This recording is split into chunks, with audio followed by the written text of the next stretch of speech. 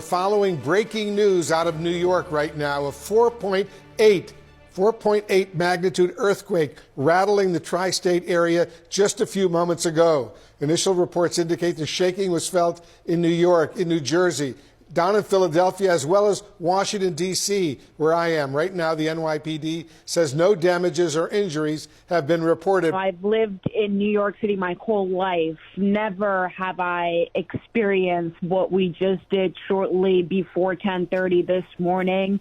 I was about to leave the apartment, and suddenly everything started shaking. I could feel the floor was shaking. I could hear the dishes in my cabinets were rattling. I was in my bedroom with my toddler, as one does on a Friday, and we felt, first I kind of thought I was going crazy because I looked and mirror was shaking, stuff was just moving around a little bit, never experienced an earthquake before. And I was, first thought I was going nuts a little bit.